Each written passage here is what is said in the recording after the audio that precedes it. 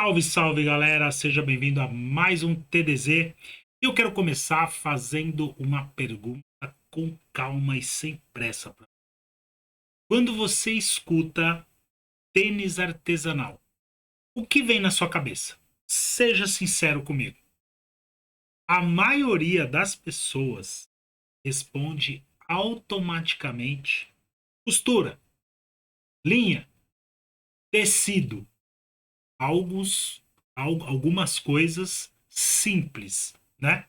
Algo improvisado, só por ter a palavra artesanal no meio. E eu não te julgo por isso não, por você pensar assim. Sabe por quê? Durante muito tempo, o artesanal foi apresentado dessa forma. E hoje nessa aula a gente vai trocar ideia e ver se nós corrige essa visão. Que aqui, até aqui no ateliê, já trabalhou um estagiário uma vez que a gente estava fazendo alguns conteúdos e ele se incomodava com essa palavra artesanal. Por ele ver os tênis e falar, mano, não é artesanal. Eu falei, é o quê? E ele não encontrava a palavra, né? Eu falei, não é artesanal, é o quê? Ele, não, mano, mas a palavra artesanal remete a miçanga de praia. Olha a visão da pessoa quando se trata de artesanal. Pequena, né?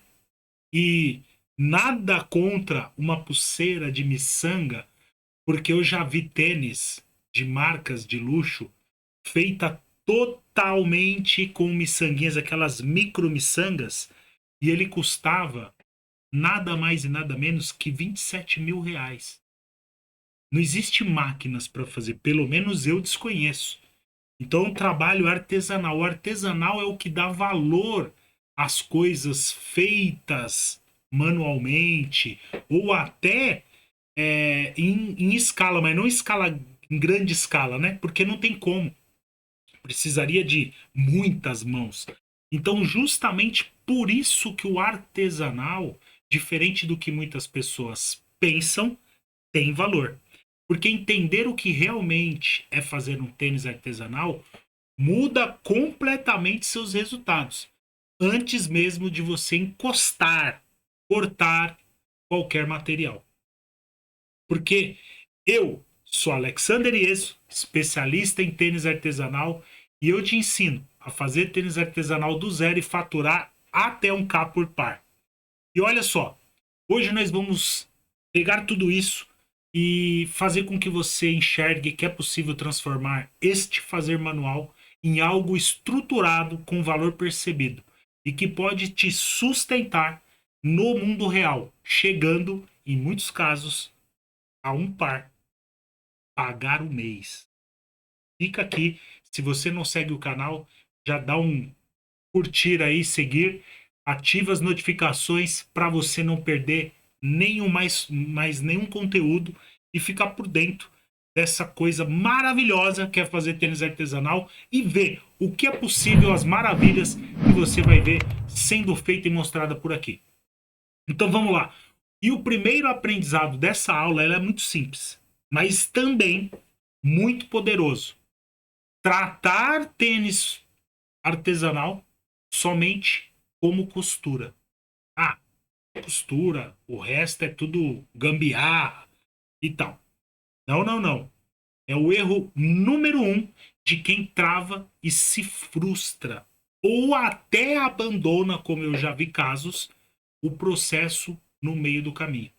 Por achar que o artesanal é essa coisa simples, pequena, baratinha, entendeu? Esse é o maior erro, tá? Então, ó, tênis artesanal não é costura simples, não. É construção do começo ao fim. E quando você entende isso, você para de errar no final, tentando consertar um problema que nasceu no começo, logo no começo da construção desse tênis, desse objeto maravilhoso que é o tênis artesanal. No episódio passado, eu mostrei esta silhueta aqui, né? Que aconteceu o quê? Essa silhueta, eu fiz outra, tá?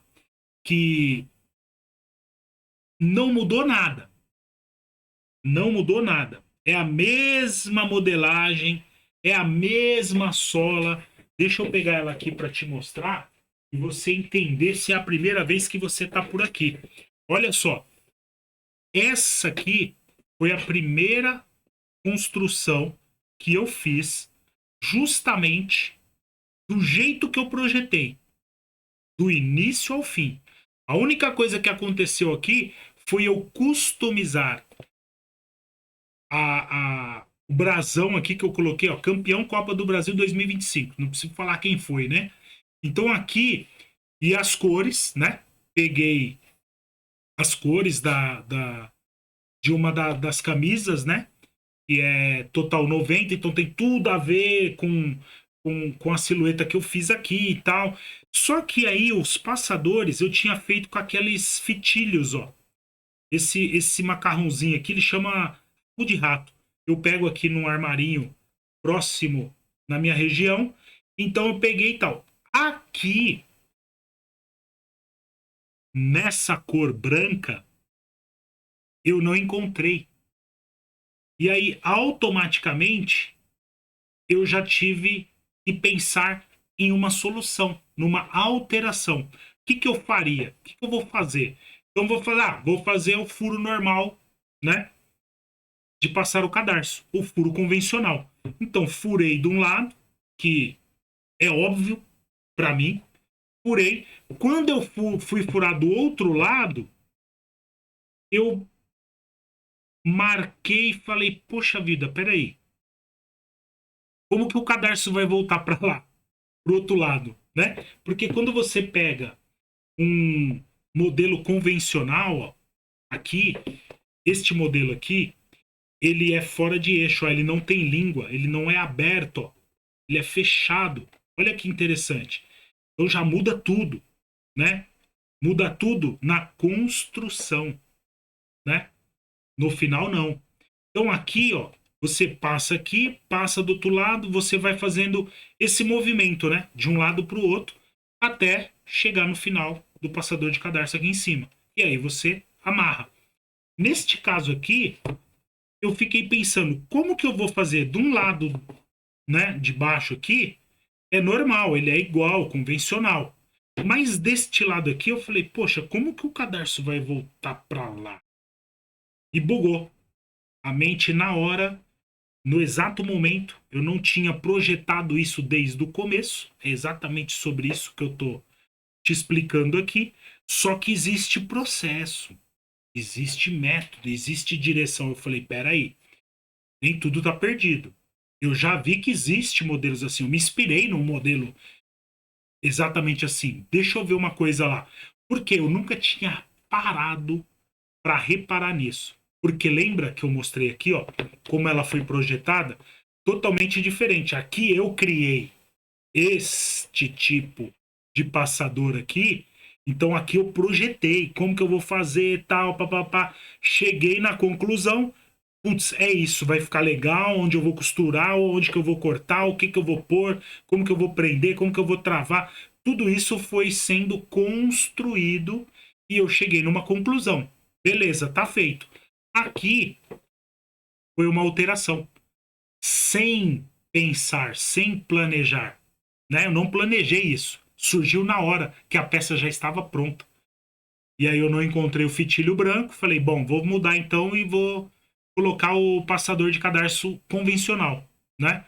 E aí eu parei aqui, fiquei olhando, tal, tal, tal. Aí eu fui ver na peça que já existe, óbvio, não preciso inventar a roda.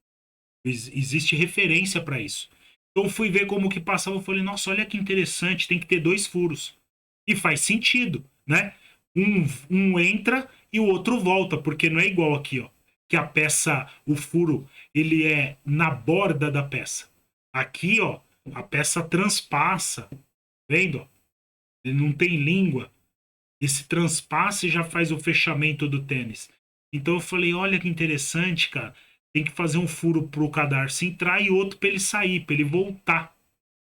Falei, poxa, que da hora, que legal. E aí resolvi sem muito esforço. Só foi questão de entender o processo de passar o cadarço que ele é diferente.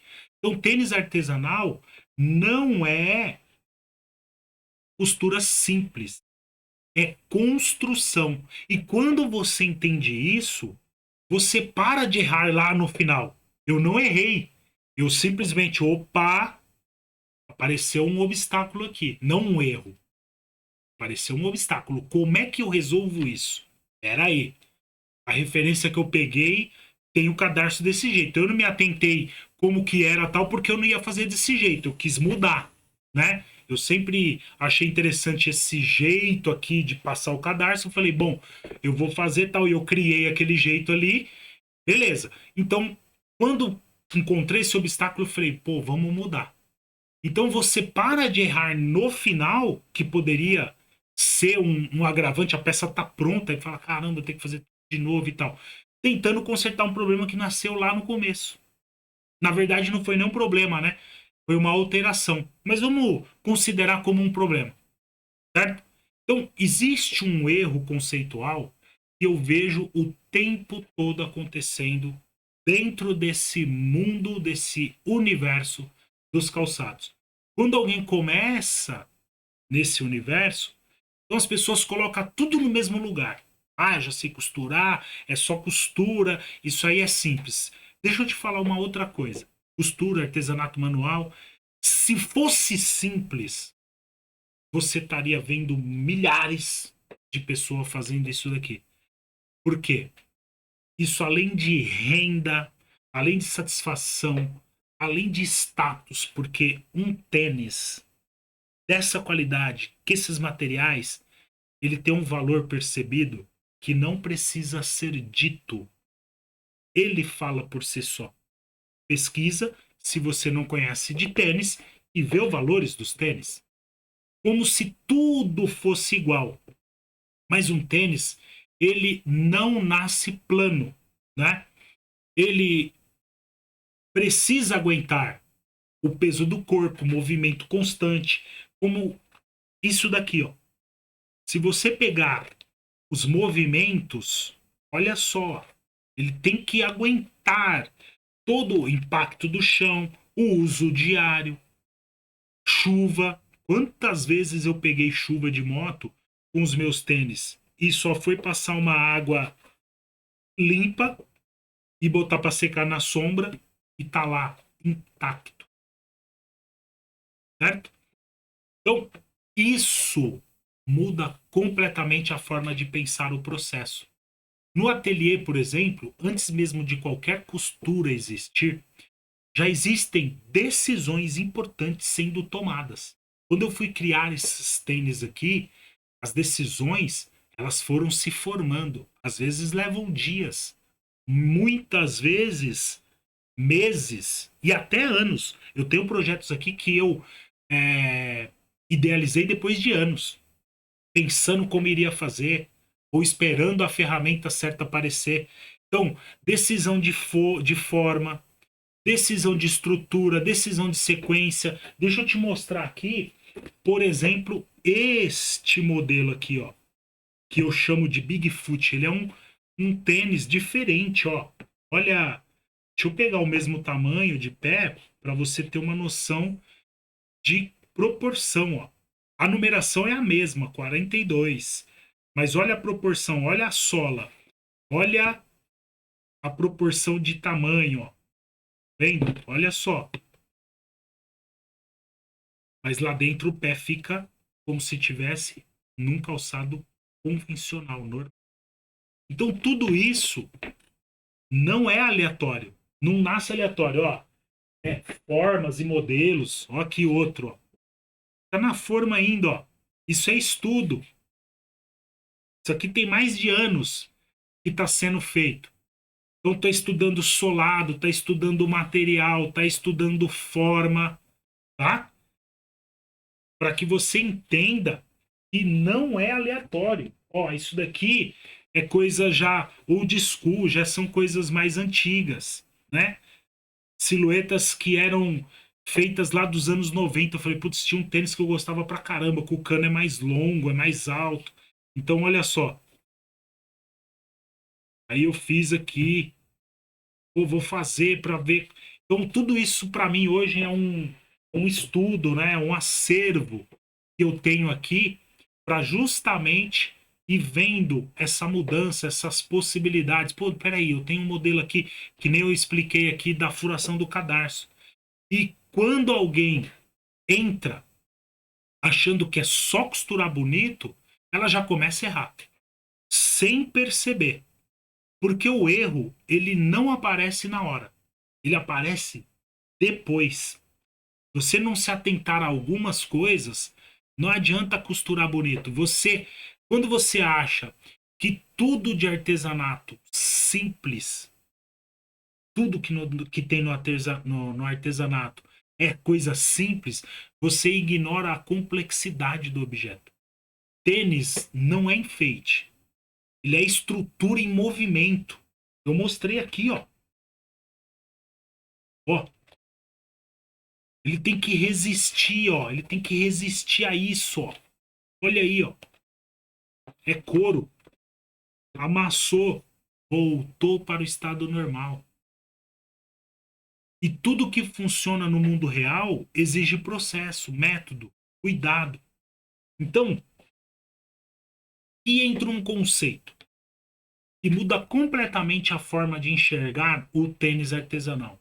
Costura, na maioria das vezes, trabalha em plano. Você abre a peça, você vê o desenho, você enxerga o erro na hora. Tênis artesanal não funciona assim. Tênis, ele é construção, ele é camada sobre camada, é volume, é pensar no objeto fechado antes mesmo dele existir. Eu vou te dar um exemplo simples. Uma peça fora da forma parece uma coisa. Se eu soltasse aqui, é que ele já está fechado, mas se eu soltasse aqui o fechamento para ele virar essa peça já semi-tridimensional, ela vira uma coisa plana. Até aí, não parece que um tênis é um tênis, certo? Então, a mesma peça na forma vira outra coisa completamente diferente. Curvas aparecem. Ó, tirei a sola. Presta bem atenção, tá? Aqui, ó. Olha só. Ó, chatou, né? Uma coisa aberta.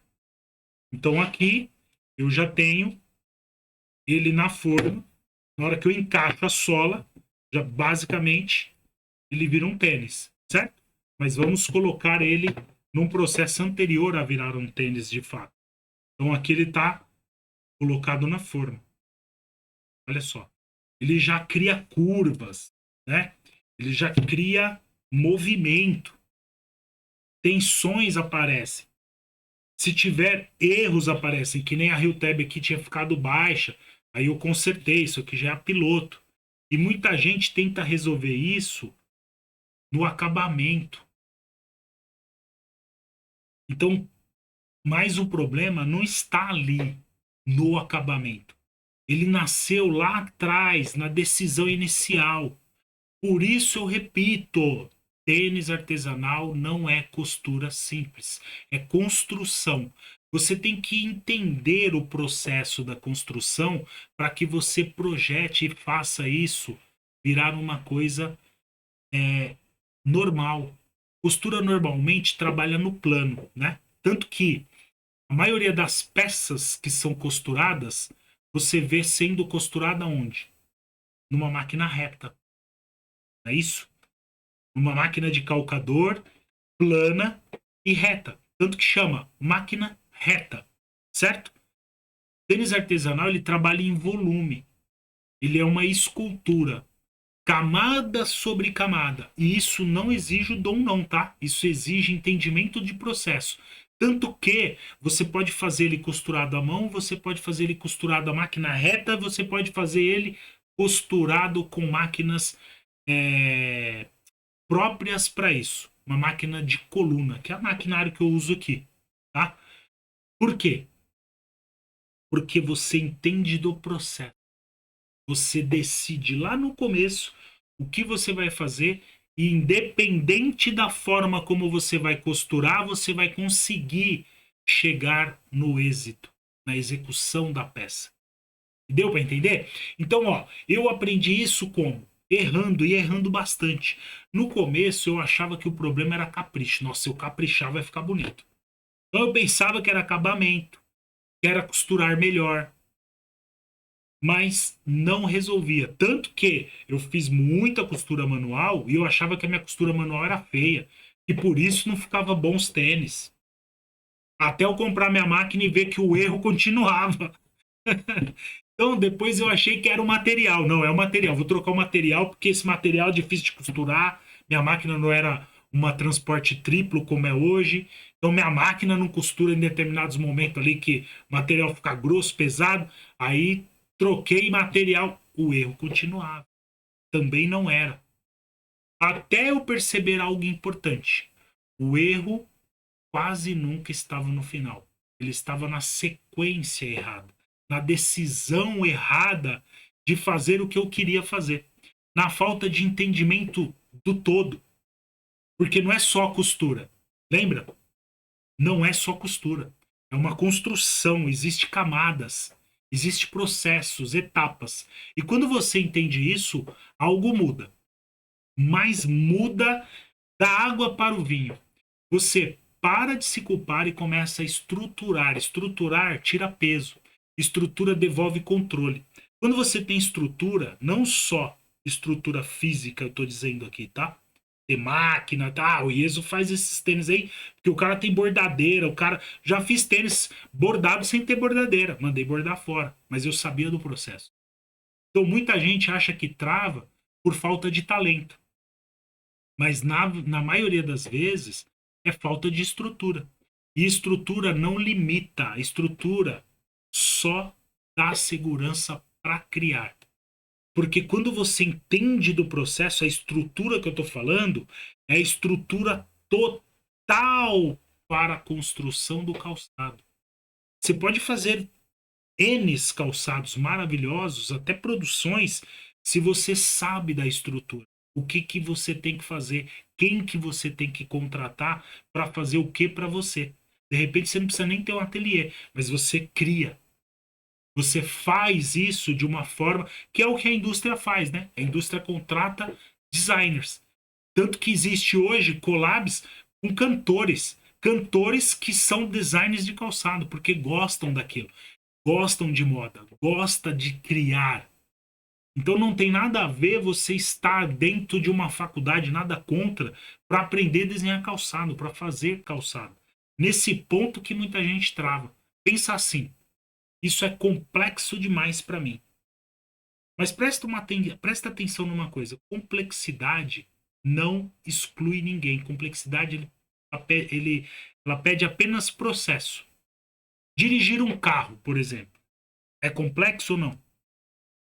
Você já dirige? No começo você pensa em tudo, né?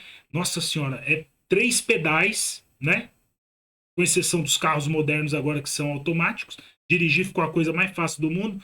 Mas vamos para o analógico aqui. Antigamente, os mais placa preta. Então nós temos a embreagem, freio, acelerador, câmbio, seta, volante, cinto de segurança, espelho, retrovisor. Nossa senhora, peraí. Ó, ajusta tudo aí. Você senta no carro, o instrutor fala, ó, arruma o carro para você. O que, que você tem que fazer? Então, antes de sair da seta, quantas advertências eu tomei? A seta, meu irmão. Eu passei direto. Por quê? Porque eu estudei muito, pratiquei muito. Mas, né? Dirigir. Depois fica o quê? Você dirige conversando, trocando ideia, escutando música, falando no telefone. Não aconselho porque não é nem permitido, né? Você pode tomar uma multa. Mas quem que não? Hoje os carros até pode, se você estiver usando ali o modo do aplicativo, né? Do carro, você coloca no Viva Voz e vai falando. Não tem problema nenhum. Mas com o celular na mão, tal, não aconselho. Então, no artesanal é a mesma coisa. Quando existe sequência clara, a confiança aparece. Simples assim, tá? Quando você entende a lógica do processo, o jeito de fazer muda. Por que que muda? Você para de ter pressa, você respeita as etapas. No ateliê, isso fica muito claro. Você começa a olhar o objeto com mais calma. O prazer não vem do talento, ele vem da clareza. Quanto mais clareza, menos medo.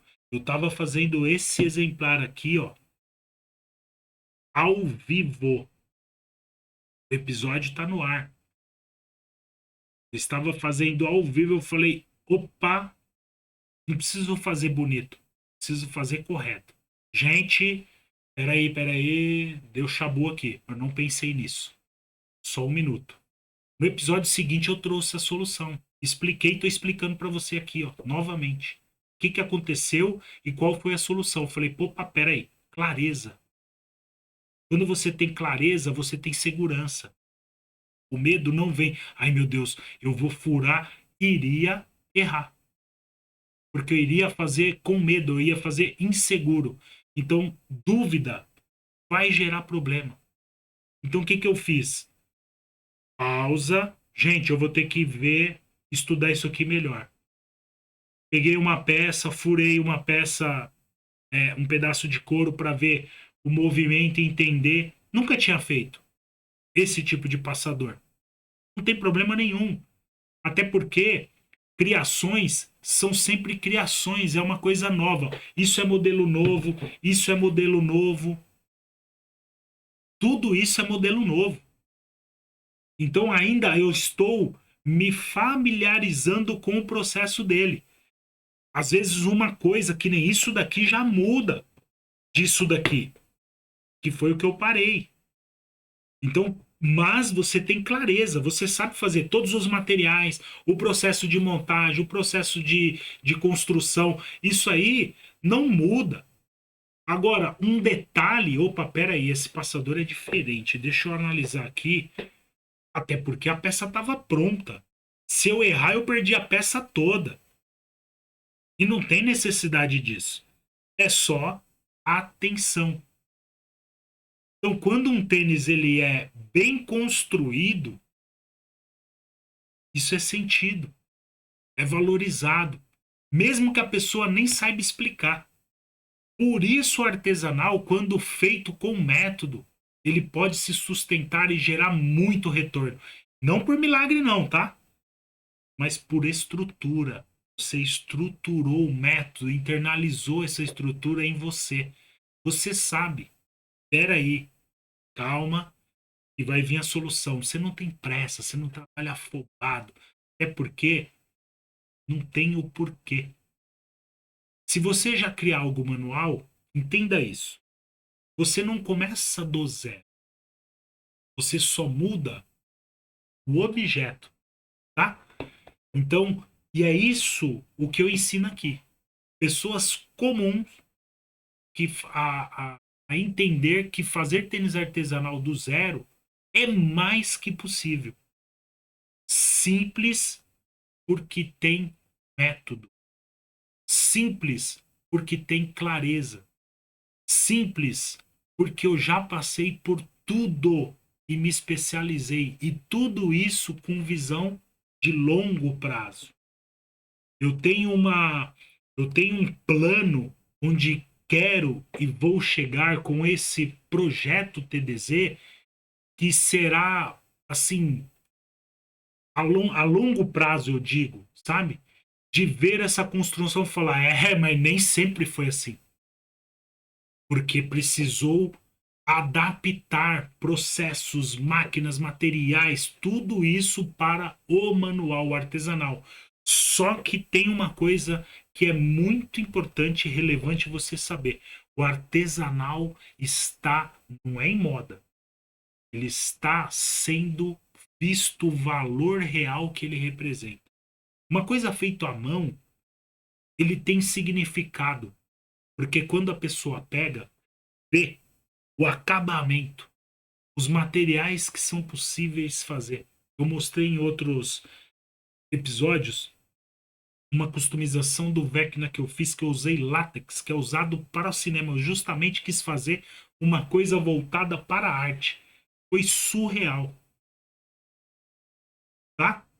Então, ó, se essa aula aqui te fez enxergar algo diferente, a ficar mais perto de entender que fazer tênis artesanal é muito mais do que você pensava, já peço que você siga o canal, comenta o principal insight que você teve hoje nesse episódio, o entendimento que você teve hoje sobre tênis artesanal e entra para a lista de espera para a próxima turma TDZ, que em breve poderá estar no ar e o link está na bio. Se esse caminho conversa com você, siga, compartilhe, acompanhe e aguarde a próxima turma. Criar com a mão é uma decisão. E decisões fortes começam com entendimento. Então acompanha, vai entendendo que é possível, mais que possível, e um universo de possibilidades começará a se abrir para você e com certeza você já vai começar a entender o propósito e onde isso pode te levar. Fechou? Tamo junto e um forte abraço.